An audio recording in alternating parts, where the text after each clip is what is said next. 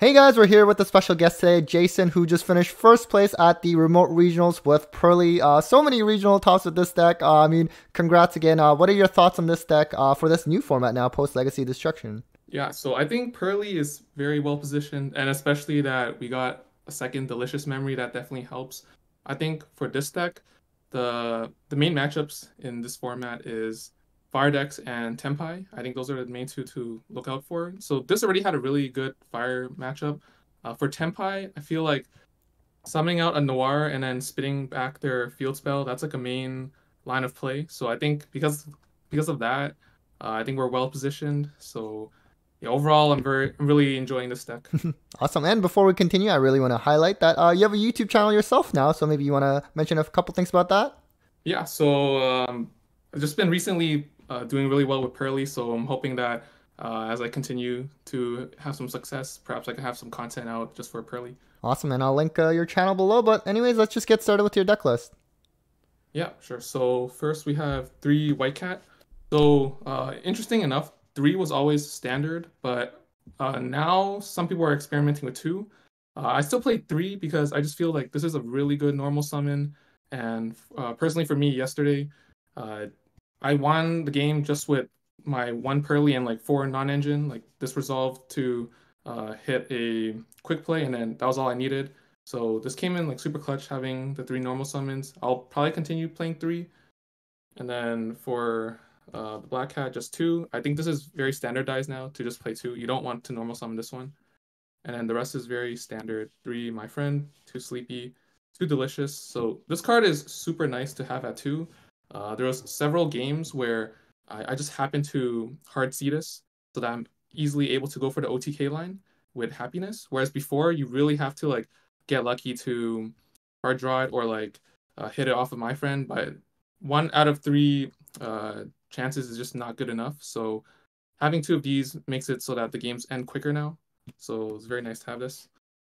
And then three pretty memories, three happy memory, and then straight Pearly Street. Just because of this card, this makes this deck very, very good into fire or just into the meta in general, just to stop like Feg Veilers, Imperms, Mourners, stuff like that. This card's insane. And because of that, play Terraforming for fourth copy. And I don't think Droll is that popular, so like you rarely would get Drolled after activating Terraforming. And also with Terraforming, sometimes my opponent, if they know I'm playing Purrely and I activate Terraforming, they might even Ash this because they have a Veiler in hand. So it's just nice that this card can eat Ash. And then Trout. So that's the engine. And then for the non-engine, playing three crossout. This deck is like very vulnerable to certain interaction points. So if your Black Hat gets stopped, you just end your turn. Or if you get ashed on My Friend and you really need to dig for a specific card, then that could end your turn. So because the deck is very vulnerable, I do feel like having crossout is super necessary. And another protection card called by, and one rivalry. So I really like this card, but this card is really only meant for the fire decks. If you don't see fire decks, then this card is kind of a dead card. I only happened to play one Fire King deck, and that was it. I saw a lot of Tenpai and Voiceless, but I think in general this card is just too insane. And then for hand traps, right, we have three Imperm, three Veiler, three Nibiru, three Ash, one Ghost Mourner. So overall, these were the hand traps I played last format against Fire, and they were super good. But I think now that Tenpai has entered the meta, these hand traps probably don't work that well if you're trying to cover Fire and Tenpai. So I would probably remove the Nibirus moving forward and play something like Ghost Ogre, and probably would consider cutting Mourner. But if people are still maining Mourner, then I'll still need one for the crossout. So this is what I have so far. But I think like the format should change a little bit more than what the Fire format was from last format. So onto the extra deck. We have one Baby Noir, two Big Noir, one Plump. I make Plump a lot more now, going first. If I have Delicious in hand, which you will see more often, I try to make Plump, hard make a Noir, and then just sit on that for the rest of the game. And we have two Beauty, two Happiness, two Zeus, one downer. And then I'm playing Fucho. This is for the Tenpai Dragon matchup. So uh, one thing that I try to do is I try to summon as many cats as I can possible so that my end board is Hard Maid Noir or at least Baby Noir. And then with the extra cats, I make Fucho. So then I at least have two tower monsters.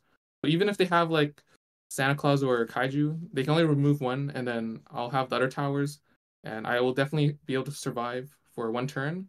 And then your Noir will draw you cards, so that's your follow up, and then you just win when it's your turn again.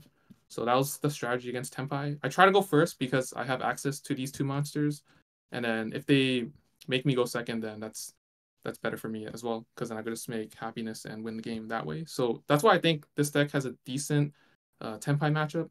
The only difficult thing is if they see Shifter and you go first, then things can be really rough. But you can still end on this guy and then hope to survive.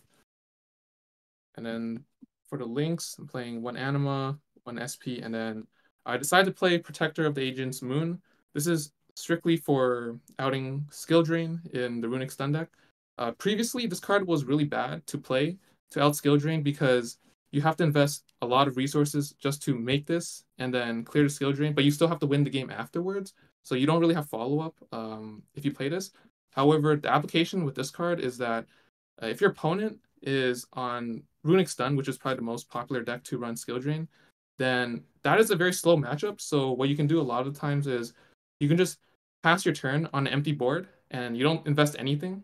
And then they probably can't do too much on their turn because they might have like a Hugin in the extra monster zone, and then they won't have some of their runic cards to be live to start banishing from your deck.